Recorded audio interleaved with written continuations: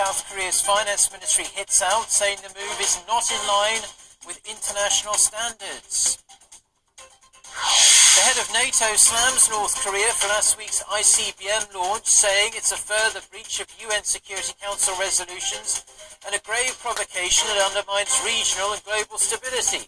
In a show of force against the regime, the US is sending B-1B bombers to the Korean peninsula for a training exercise. Plus, Russia's covert doping operation has seen the country banned from competing at the 2018 Pyeongchang Winter Olympics in South Korea. Russian athletes who can prove they are clean will be allowed to take part as neutrals. Stay tuned for these stories and more.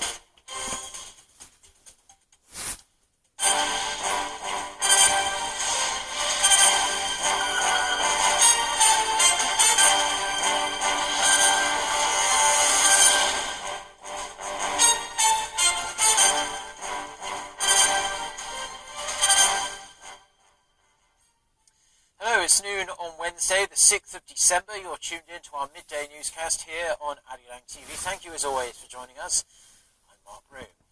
Our top story this afternoon, South Korea has been added to the European Union's first ever blacklist of tax havens, along with 16 other nations. With sanctions measures likely to be drawn up soon, the South Korean government is protesting the decision, calling it a violation of its tax sovereignty. Yoo Jin-hee starts us off. In an unprecedented move to clamp down on tax evasion, the EU has named and shamed 17 nations, including South Korea, as offshore tax havens. The landmark decision follows a series of revelations involving tax avoidance schemes used by some of the wealthiest and most powerful individuals in the world. In regards to South Korea, the EU says the country's tax incentives for offshore companies to invest in its free economic zones lack transparency.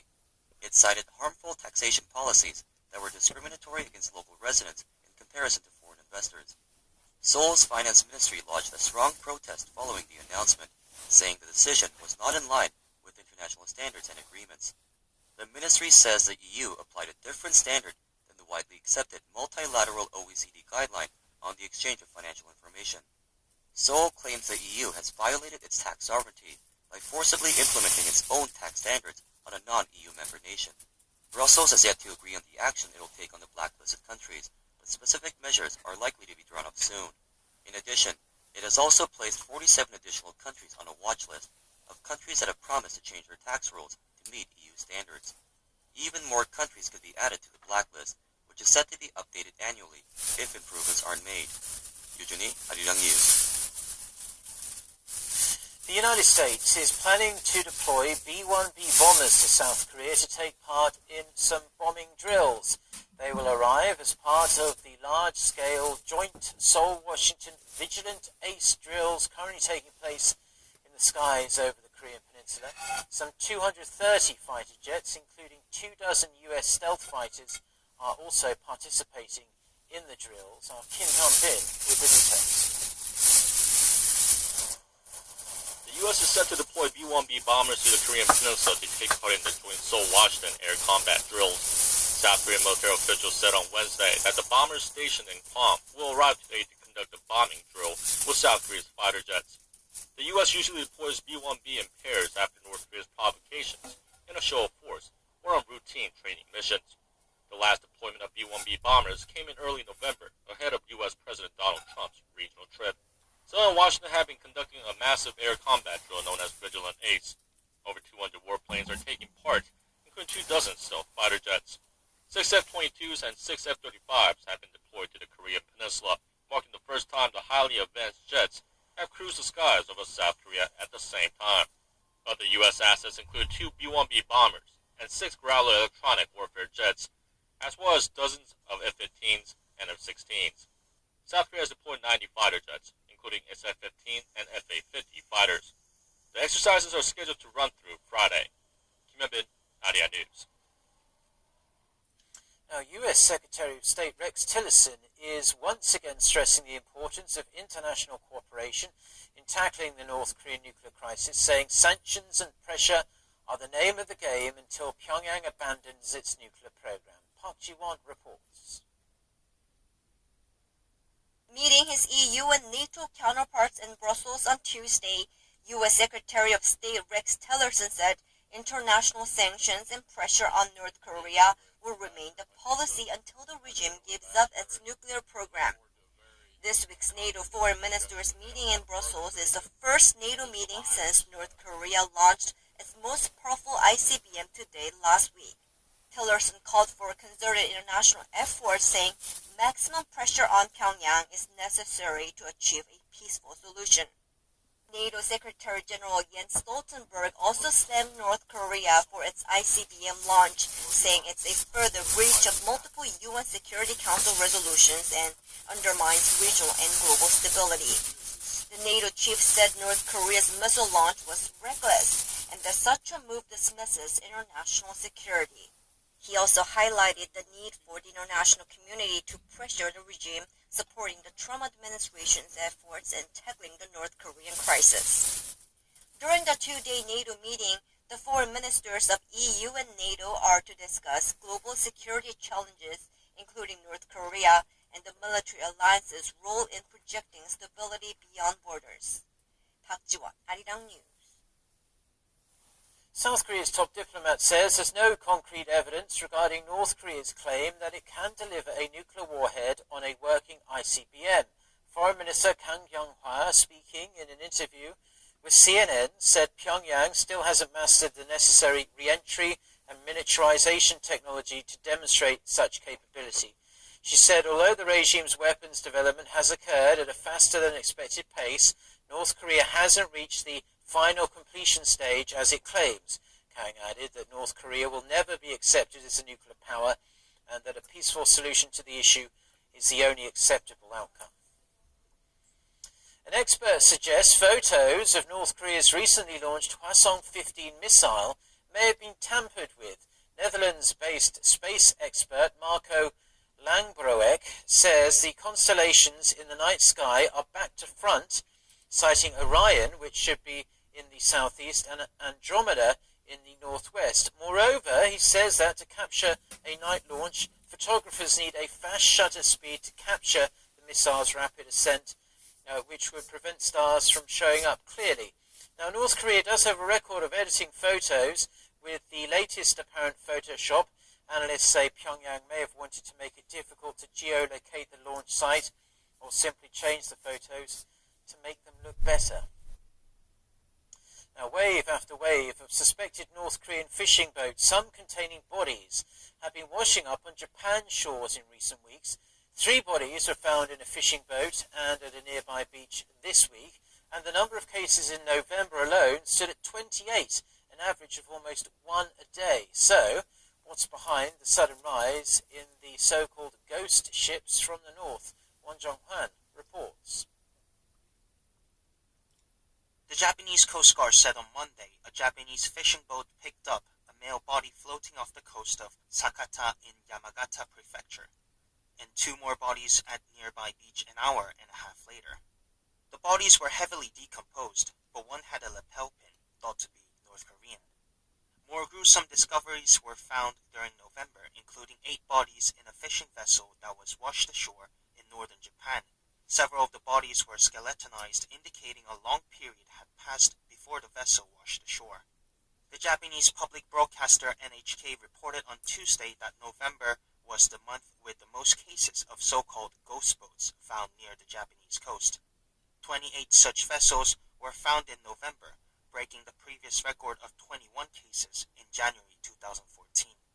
There have been roughly 60 cases a year since 2013, but a lot of cases were found in the last months of the year as waters between Japan and the Korean Peninsula are known to be rich fishing grounds during winter.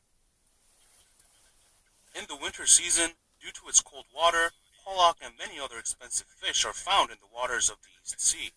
So North Korean fishermen are most active during the season to fish illegally in the area. But as North Korean fishing activity increases, the number of ships drifting towards the Japanese coast increases as well. In order to increase the catches, each boat has many fishermen aboard, often exceeding the ship's capacity. So food becomes scarce and sometimes they even run out of gas. When that happens, ships drift away to Japan as winds and currents push the ships toward Japan's northern coast.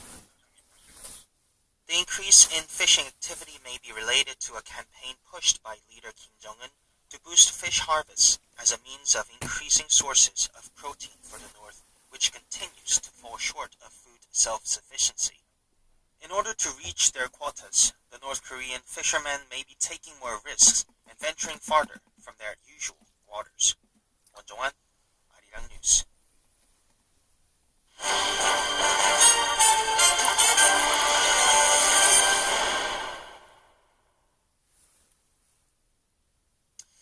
Turning now to the big budget breakthrough at the National Assembly here in Seoul. After days of intense negotiations over a number of contentious issues, the Assembly passed the 2018 budget bill in the wee hours of Wednesday morning. The green light came despite the main opposition party boycotting the vote.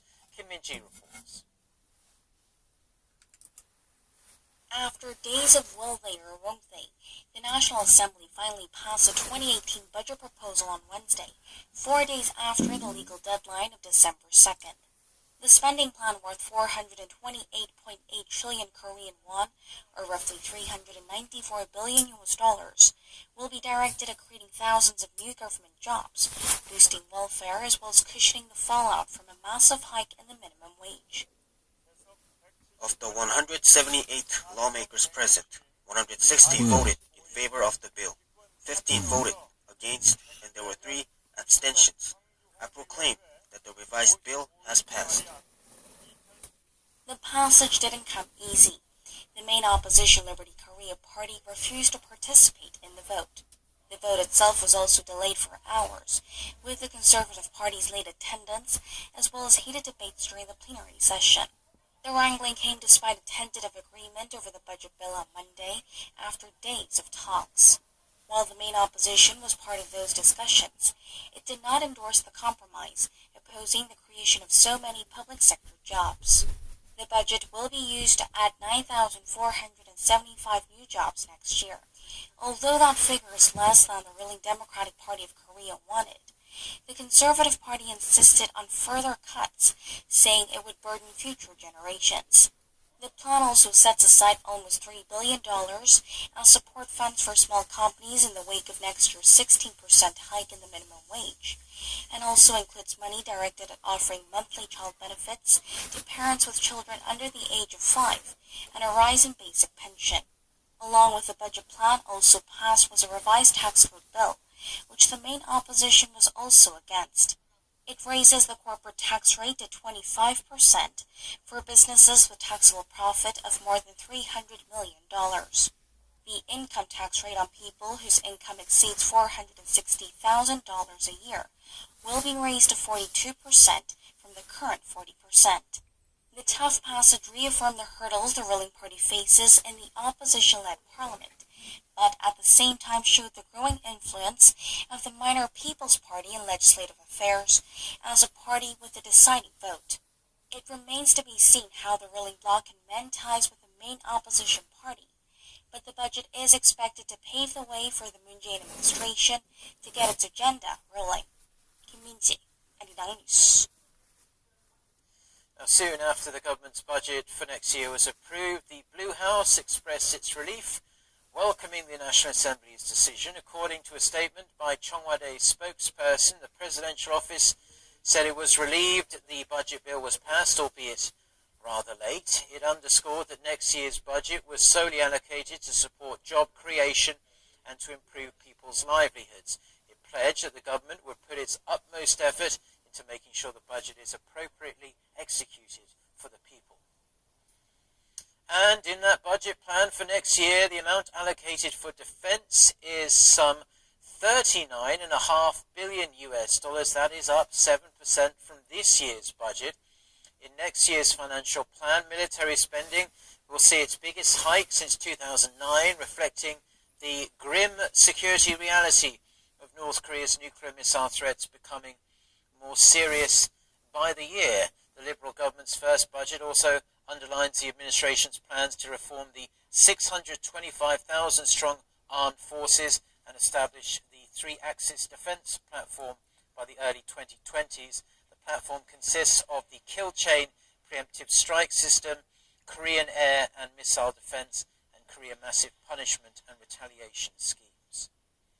Source of friction between Seoul and Washington ever since President Trump entered the White House. Trump has been pushing to renegotiate